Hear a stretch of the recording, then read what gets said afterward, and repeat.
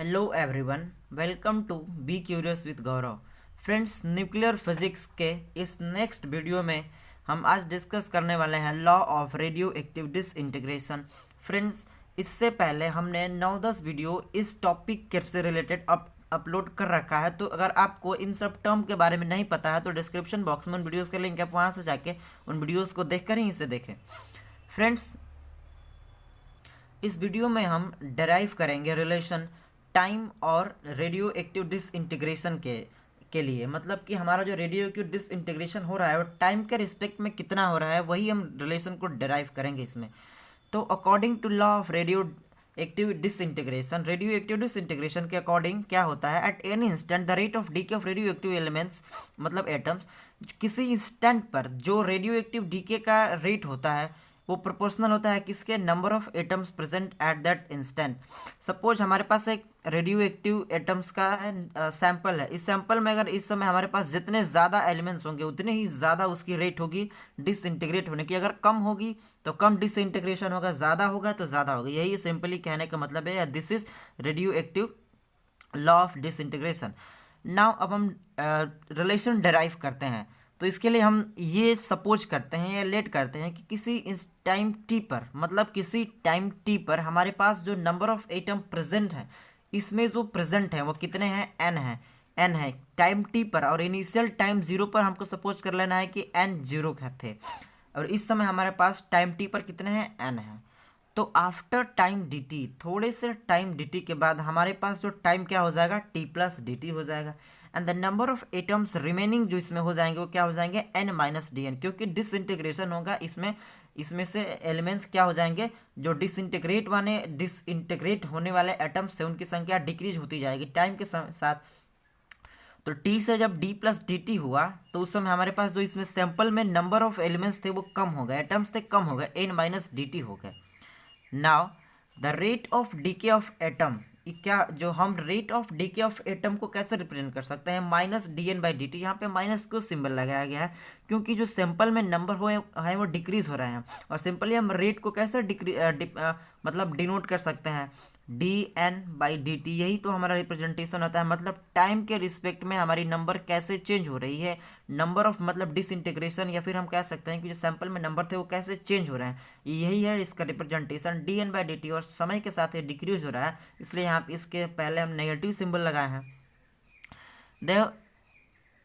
Then now according to Rutherford and Soddy's law, Rutherford Soddy's law के हिसाब से जो हमारा d N upon d t है, मतलब रेट ऑफ चेंज ऑफ इसमें जो एलिमेंट्स थे हमारे सैंपल में, वो किस पर डिपेंड कर, किसके प्रोपोर्शनल होता है, नंबर के। जितने ज़्यादा नंबर हैं हमारे पास टाइम टी पर उतना ही उसका जो डिसइंटीग्रेशन होगा वो क्या होगा, ज़्यादा होगा। सिंपली डिसइंटीग्रेशन को ही रिप्रेजेंट कर रहा है यहाँ पर d n by d t, ये ज़्यादा होगा, इसके डायरेक्टली प्रोपोर्शनल होता है। और अब हम क्या लिख सकते हैं, d n by d t is equal to lambda into N.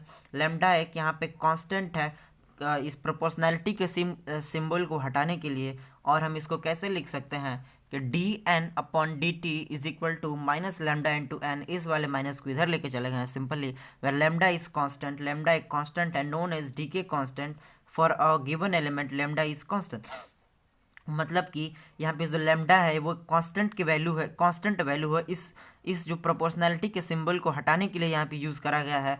और ये किस पे डिपेंड करता है, हर एक एलिमेंट के लिए कांस्टेंट होता है, हर एक दूसरे एलिमेंट के लिए अलग अलग होता है। हमारे पास यूरेनियम के लिए अलग होगा, पैलेडियम के लिए अलग अलग होगा, तो ये कांस्टेंट, लेकिन एक एलिमेंट के लिए कांस्टेंट होता है लेमडा। नाउ फ्रॉम इक्वेशन 2, अब हमने इसको इक्वेशन 2 कंसिडर कर लिया। इक्वेशन 2 से हम लैम्डा की वैल्यू क्या निकाल सकते हैं, minus d N upon d t upon N.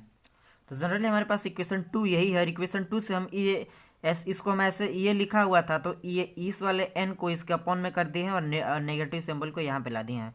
Now that is D के कॉन्स्टेंट इज डिफाइंड एज, ये जो हमारा डी के कॉन्स्टेंट है, जो हमारा कॉन्स्टेंट वैल्यू है प्रोपोर्शनैलिटी के सिंबल के हटाने के लिए हम जो हमने यूज़ करा है उसको हम कैसे डिफाइन कर सकते हैं, it can be define as it is the ratio of amount of substance which disintegrates in a unit time, मतलब जो हमारा यूनिट टाइम में जितने क्या हो रहे हैं, डिसइंटीग्रेट हो रहे हैं, dt यहाँ पे डिवाइड है, तो हम यूनिट टाइम में इसको ऐसा डिफाइन कर सकते हैं कि ratio of amount of substance which disintegrate in a unit time to amount of substance present, जो टाइम t पे हमारे साथ प्रेजेंट अमाउंट ऑफ एटम्स हैं उसके रिस्पेक्ट में हम इसको डिफाइन कर सकते हैं। नाउ फ्रॉम इक्वेशन टू से हम क्या लिख सकते हैं कि d N upon n is equal to minus lambda into d t. Friends हमारा जो इक्वेशन टू था वो ये था कि minus d n by d t upon n is equal to lambda, इस ये वाला एन इसमें मल्टीप्लाई हो जाएगा, तो इसको हम ऐसे लिख लेंगे minus d N upon d t into n is equal to lambda. अब ये वाला इस डी टी को यहाँ पे क्रॉस मल्टीप्लाई कर देंगे और सिंपली हमें ये वाला इक्वेशन मिल जाएगा। नाउ इंटीग्रेटिंग बोथ साइड, अब हम ये जो हमारे पास इक्वेशन मिला है इस इक्वेशन को हम इंटीग्रेट करेंगे। तो जब हम इसको इंटीग्रेट करेंगे तो हमें क्या मिलेगा, हमें पता है कि 1/x का जो इंटीग्रेशन होता है 1/x dx का इंटीग्रेशन जो होता है वो log x होता है, तो सिंपली इसका log n हो जाएगा इज इक्वल टू, यहाँ पे लैम्डा कांस्टेंट है तो इसका इंटीग्रेशन होगा नहीं, dt का इंटीग्रेशन t हो जाएगा, तो minus lambda into T plus एक इंटीग्रेशन कांस्टेंट लगता है हर एक इंटीग्रेशन में, तो इसके साथ हम c ऐड कर देंगे, जो इंटीग्रेशन कांस्टेंट है, कांस्टेंट ऑफ इंटीग्रेशन इसे हम डिनोट करेंगे, यहाँ पे लिख लेंगे। नाउ अब हमको पता करना है कि c की वैल्यू क्या होगी। अगर इस c की वैल्यू पता करनी है हमें, तो हम इस t को 0 कर देंगे तो ये वाला टर्म कैंसिल हो जाएगा और हमें n के रिस्पेक्ट में इसकी c की वैल्यू मिल जाएगी। तो यही हम कर रहे हैं, सिंपली जो स्टेप हम करने वाले हैं c की वैल्यू को प्राप्त करने के लिए कर रहे हैं। तो इनिशियली पे हमारे पास, तो इनिशियली जब इंटीग्रेशन डिसइंटीग्रेशन शुरू नहीं हुआ था, जिस समय n 0 था हमारे पास नंबर थे, तो उस समय टाइम t था और n is equal to n 0 था, तो सिंपली इसे हम पुट कर देंगे, t is equal to 0 put कर देंगे, तो ये वाला टर्म हमारा पूरा क्या हो जाएगा, 0 हो जाएगा, माइनस लैम्डा इंटू 0 0, और यहाँ पे लॉग और क्योंकि टाइम t पर n 0 हमारे पास नंबर थे, तो यहाँ से c की वैल्यू हम क्या प्राप्त कर सकते हैं, हमें c की वैल्यू मिल जाएगी log n 0, क्योंकि ये वाला टर्म 0 हो जाएगा, तो simply c is equal to log n 0।